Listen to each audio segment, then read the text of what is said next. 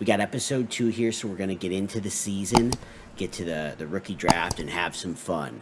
I wanted to share a quick story with everyone to get you hype. This is a true story. It just happened to me the other day. Kind of crazy and lucky, but, you know, lemons. But anyway, so the other day I had this kind of scary car accident, but I'm okay. I was cruising around my dad's backyard doing donuts in one of my Cybertrucks, and I was steering with my knee because my hands were full of water balloons. I was launching them at Chaz's kids while they were playing in the pool, slideless, and that's not their pool. And my knee slipped, okay, and I crashed into one of the statues in our hedge maze, and that just knocked me out cold. Good news, while our head gardener was reviving me mouth to mouth, I can't remember his name, but anyway, I had kind of a vision, and that vision was the Colorado Rockies winning the goddamn World Series. I'm sorry, I guess I'm KYHJ today. My Cybertruck photo got a little big on me, but you know, you just can't tame a beast like that. All right, so we'll take a quick look at the lineup here just so you can see. I won't go through all the names, but this on the screen is going to be our starting opening day roster, as well as our pitching staff here. You know, the beast Ryan Feltner is our opening day starter. How fun is that? I'm not nervous about him pitching at all. Let's start simming, and we'll stop at the important bits. Colorado, we have a problem. The Rockies are playing some mediocre baseball, and I don't like it. Here we are at May 1st. I'll show you our record in a moment, but we start with our player update. The only thing of note is that Nolan Jones regressed his rating from 60 to 55. It looks like, you know, I think this is probably just early year stuff, so I'm not gonna worry about it too much. We'll do a quick standings check here. It's just May 1st, so it's early. We're 13-16. We actually, for a little bit throughout April, we're several games above 500. But luckily, we went on a 3-7 streak to get to May 1st here. We lost our last 2, so this is where I expected us to be. Record still is actually even better than I thought it was going to be. The Giants are at the top. The Dodgers down there with 5 games back. That's a little bit surprising. Marlins are a surprise team at the top of the NL East, and so are the Reds a little bit. So interesting start to the season. Let's take a look at our team stats overall. As you can see, offensively, we're pretty much middle to bottom third in the National League, and pretty much it's very consistently like all of the offensive stats, which is kind of interesting. Way behind in stolen bases. You know, I'm curious if people have opinions on should the Rockies, you think the Rockies would want to prioritize speed because of, especially in the outfield, because of how much ground you have to cover, but I'm not sure it's a place you would steal out of bases because it's just hits are more likely. So why bother? I don't know. Interesting thought. Or you steal more because you can get that runner home from second. I don't know. I guess that's why I'm not a coach yet. But yeah, just nothing really good. Pitching is horrible. Our bullpen is decent. It could be nicer, better than decent. So let's take a look. Starting pitching is absolutely atrocious. Holy cow. We're going to give them another month because, one, I don't really care, and the bullpen's doing nicely. Everyone seems to be about where they should be in the bullpen. Offensively, our best hitter is Jacob Stallings, so you know there's a problem. He's only played in 7 games. Nolan Jones is actually off to a great start, which is curious why he regressed with a 140 OPS, 393 on base. I mean, come on. OPS of 955. We like that. Ezekiel Tovar off to a nice start. As far as real stinkers, Elias Diaz, McMahon, those aren't 2 guys we're really gonna do much about. So we'll keep going here. Probably gonna sim another month unless anything interesting happens. Real quick, we're on May 6th, so we haven't gone that far, but Charlie Blackmon has 5 consecutive pinch hit streaks, which is unlocked an award for me, so that's kind of fun. Okay, here we are at June 1st. The team is 25-31, but a lot has happened in the month of May, so let me just catch you up. First, we got a really nice player update, starting with Ezekiel Tovar getting his potential rating improving, and his overall, so that's really exciting to see. Same thing with Ryan Ritter. We had an injury, 6-week injury to Brendan Rodgers, our second baseman, so that had me, that caused me to call up Ryan Ritter here, who immediately had a nice jump from 40 overall. Jordan Beck was a really good one too. So his potential jumped to 65. So we love to see that. This was a nice update. Standings check here. You can see we're 4th place, 9 games out of 1st. We are ahead of the Arizona Diamondbacks, which is a little bit of a surprise. But yeah, we're not good. It's where we expected we were going to be. Pretty much the same story, but maybe even a little bit worse for our offense. Same thing for the pitching, except for our bullpen. Definitely the one bright spot has been the bullpen. I'm pretty surprised by these numbers. I mean, Jalen Beeks has been insane. We have Jake Bard as our closer. It looks like I switched them at some point. I don't know why. But Daniel Bard came back from the IL. He started this season on the injured list. The same with Herman Marquez. So I had to make some adjustments here. Sent a couple of our, doesn't matter. Sent a couple losers down to AAA. And then called these 2 guys up, and Marquez is off to I was going to say off to a good start, but it was only 3 innings. But either way, starting pitching, bad. Kyle Freeland, bullpen, good. Offense, bright spots being Nolan Jones. Looks like Bouchard is having a really, really nice season.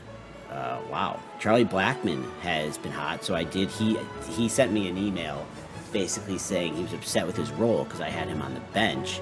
And so Charlie Blackmon got moved to being DH against righties, sent Chris Bryant to right field.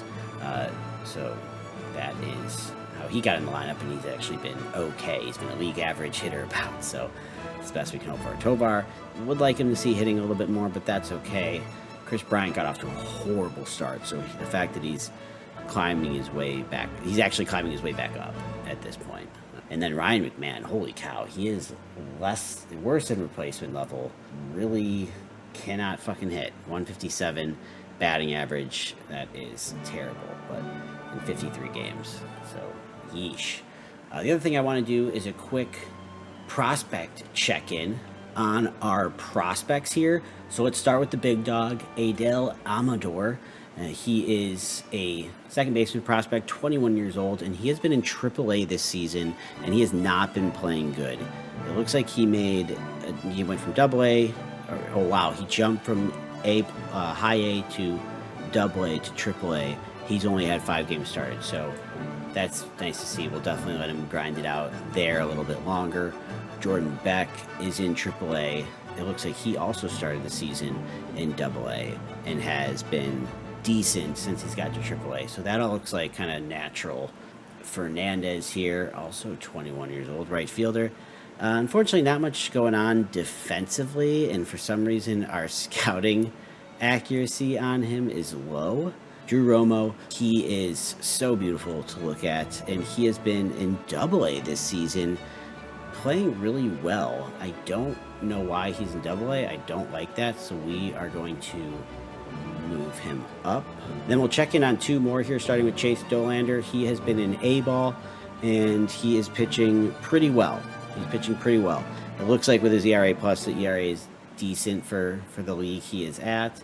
And the last one we'll look at is Zach Veen, who is out for 2 months. Yikes. So he didn't really get much of the season. He had 1 game this year. Oof, that is unfortunate. So that will most likely really have an impact on his progression. All right, we can see here the team is ranked 23rd out of 30 in the latest power rankings. That feels about right. That really does. And we can see it actually calls out Jordan Beck and Drew Romo as 2 guys who have been performing well this season. Jordan Beck is going to really make me call him up potentially this year, but we want to see those AAA numbers get a little higher. Let's do another month and check back in on July 1st. June 24th, and we did get an email from my father. Looks like he's ecstatic with the progress we've made. That's awesome. Not surprised. He loves me. But considering the top part of the email, it is a little bit surprising because the only thing he's kind of okay with is the fact that our farm system has gone up in the rankings slightly, but he still wants that to improve. So, okay, Dad, chill. July 1st, another player update here. Ryan Ritter is definitely the most notable, but it was overall a really good player update, so we've gotten some luck there in the season so far. Ryan Ritter, we called up. He was 40 overall. He went to 45 after being up for 1 month, and now 50. So this is a really good sign. He is hesitant to commit, but man, I'm ready to commit to him. He's not really actually hitting very, now that I look at it, he's not really hitting very well, or probably not playing the best defense. But hey, maybe that will come. It's, you know, it's a result. It's a results-based business, but it's about the process. Take a quick look at the standings here. We're in last place, which is lovely to see. Dad's not going to be happy about it, but this was our plan. 37 and 46. The Dodgers have climbed up to the top, tied with the Giants here. And the best record in the league, a couple teams in the AL look really good. The Orioles with 55 wins and the Minnesota Twins with 56. Wow, interesting. And then on the pitching side of things, it looks like Yamamoto is leading the league in ERA. Maybe we have some folks on here for bullpen purposes, but I'll just let everyone take a gander there. Same thing with the batting leaders. I'll let you take a gander here at everyone around the league and what they're doing. I think some fun ones are the fact that Jake Berger is leading the league in both home runs and RBIs, as well as Ellie De La Cruz just having a monster offensive season for the Reds to this point. A quick look at our squad here. Starting pitching particularly is still terrible, but there's really nothing I'm going to do about that. David Bard is not pitching well. He's only pitched 12 innings. Batting, a couple things have changed here. It looks like Nolan Jones is still firmly at the top, but a couple guys maybe have dropped off. Ezekiel Tovar is not having a great offensive season, and Ryan McMahon is continuing to be an absolute liability. I was kind of waiting on doing this, but I think I have to go ahead and just remove him from the cleanup spot. I mean, just to keep it a little bit realistic, and we'll put Sean Bouchard up there. Quick look at our team chemistry. The team is happy, which is nice to see. All right, next stop is the rookie draft. July 4th, and Jalen Beeks has a 15-game shutout streak. Let's go. Before we start the draft, let's just take a quick look at what the league has in terms of player rankings here.